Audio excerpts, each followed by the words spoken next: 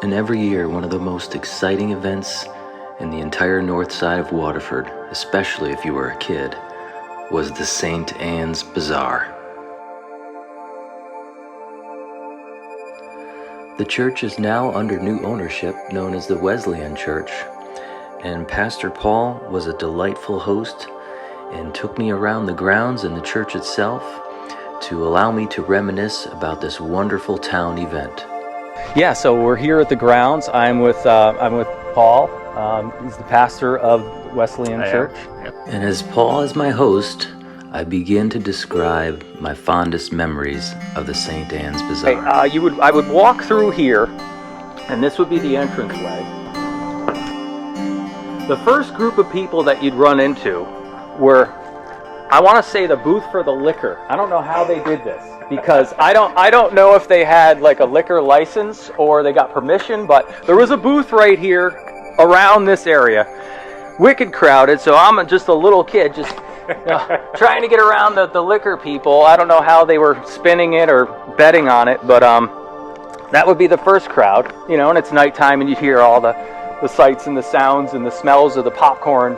I was trying to get this way because this way we would have the moonwalk, and that's what all the kids in the neighborhood wanted to jump on. They would get in, and it was an enclosed one. It looked like a dome, and it was, I want to say it was back there, but I could be wrong, but it was in this vicinity. You would take your shoes off, and you would, obviously get in and jump around in it. It just looked like a giant red dome.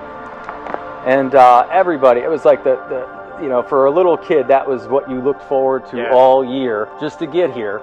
I'm 6, 7, 8 years old at the time, And then you'd have various booths around this area here of games, novelties. And then over here, in one of these garages over here was the money wheel.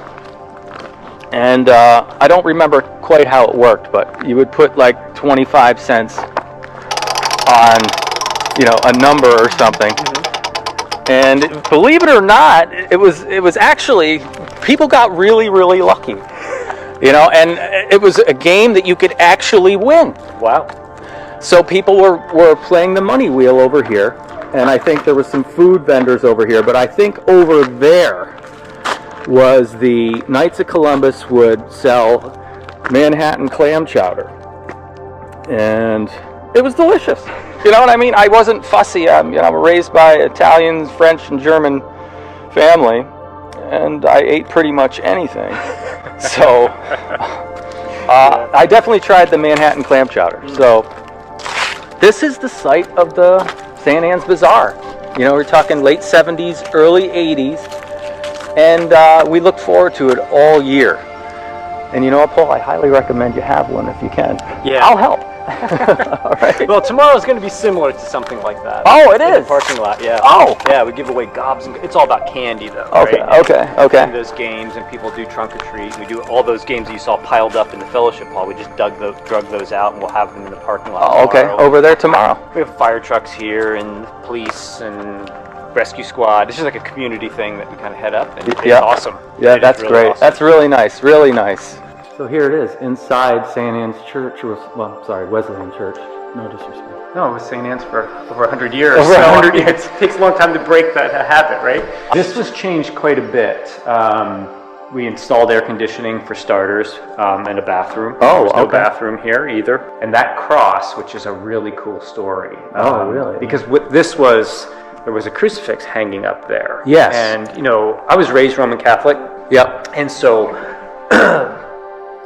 in the Protestant world, a crucifix is not something we're going to have.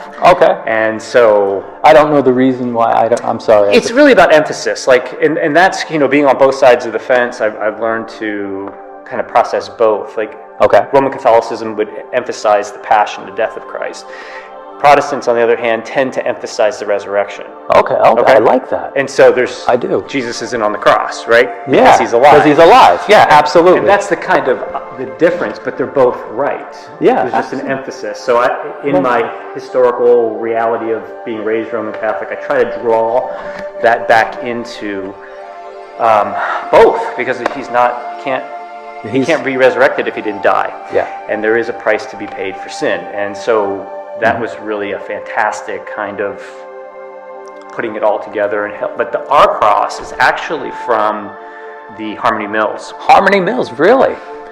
One of the rafters, or? I'm not exactly sure what it was. A guy that used to attend here, who's since moved to Florida, went over and saw these timbers laying outside. Wow. So yeah, this was, I said to him, what we want to do is we want to add something to this. Nice. So that it's not just so flat. Yeah. And that cross, they were just timbers laying outside, and he said he went up to the foreman running the place over there when they were turning it into apartments. Yeah, turning it into apartments, yeah. And they were going to use that to mount up some stairs, and the guy that since moved said, hey, we would be willing to buy them, and told him what it was for, and he gave them to us. Wow. So he crafted that, and it took like 5 of us to get that in there. Oh, it's huge. Yeah. As you can see, it's got to be a couple 100 pounds.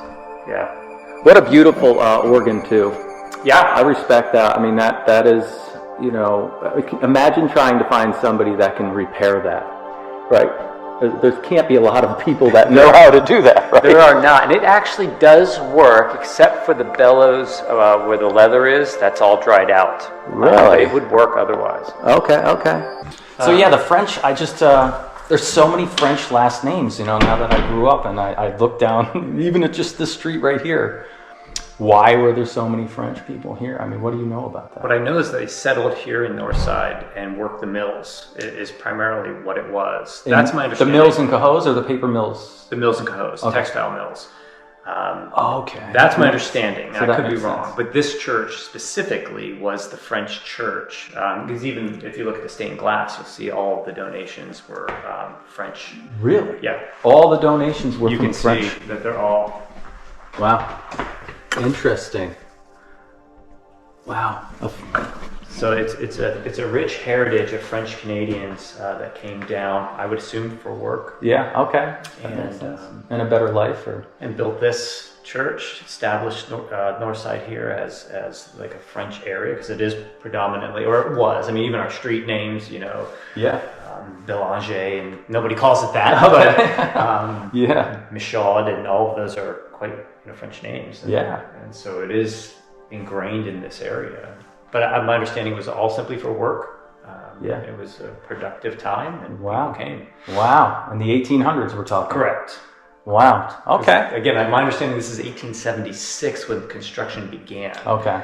And that book that you have there in your hand says 1887 is the establishment. So I would think a building like this could take 10 years to build. I don't know. Yeah. But that's... Well, there you have it. We have a little bit of the mystery unlocked of why the French are here in the North Side.